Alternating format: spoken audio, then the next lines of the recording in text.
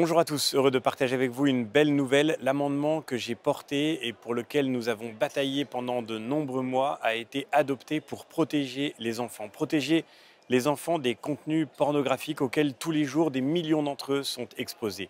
Les plateformes qui diffusent ces contenus ne font rien pour l'empêcher et pourtant les conséquences sont immense. Les conséquences, ce sont bien sûr les violences qui se multiplient, les violences sexuelles contre des mineurs, les violences sexuelles parfois commises malheureusement par des mineurs, eux-mêmes exposés à ces contenus, mais la violence intrinsèque à ce qu'ils peuvent voir aujourd'hui. Il y a plusieurs années, j'avais organisé au Parlement européen un colloque avec des psychologues, avec des pédopsychiatres, des experts qui étaient venus nous dire à quel point le fait d'être exposé à ces images lorsqu'on est encore petit peut laisser dans l'esprit des lésions qui sont similaires à celles d'une atteinte physique. La vérité, c'est que l'âge de la première exposition dans nos pays européens à ces contenus pornographiques tourne entre 9 et 11 ans.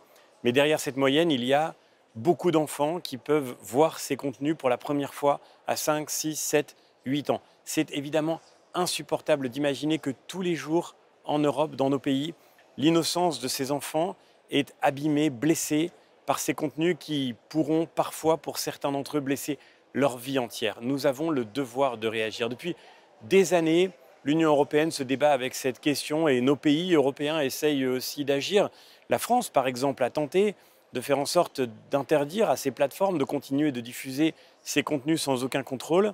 Le fait est qu'aujourd'hui, elles se réfugient derrière le droit européen, derrière le droit notamment de la directive e-commerce qui leur permet d'invoquer le principe du pays d'origine pour refuser de se soumettre aux injonctions qui ont été envoyées ces dernières années par l'Arcom, par le gouvernement, par le Conseil d'État et qui n'ont pourtant eu aucun effet véritable.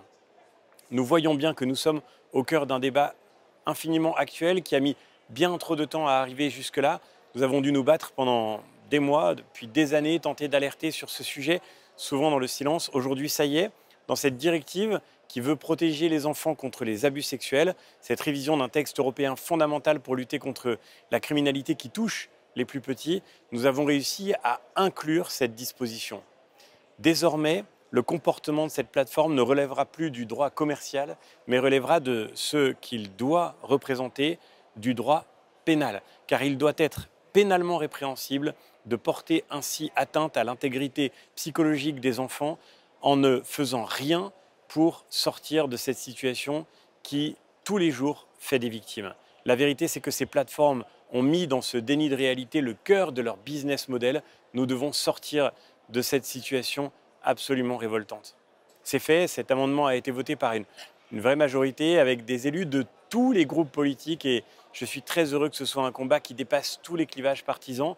Il aura fallu surmonter bien des résistances pour certaines idéologiques, pour d'autres de préoccupations techniques. La vérité, c'est que ce devoir est notre exigence à tous. Si nous voulons que l'Europe soit fidèle à sa mission, elle doit commencer par protéger les plus petits, par protéger les enfants, par rendre une enfance aux enfants.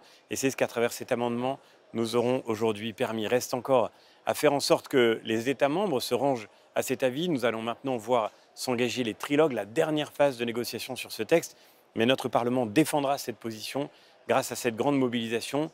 Aidez-nous à faire entendre cette voix aujourd'hui, de cette priorité au sein du Conseil, c'est-à-dire pour les États européens. C'est la dernière étape de ce combat. Je ne doute pas qu'avec vous, elle sera gagnée. Merci encore, à très bientôt.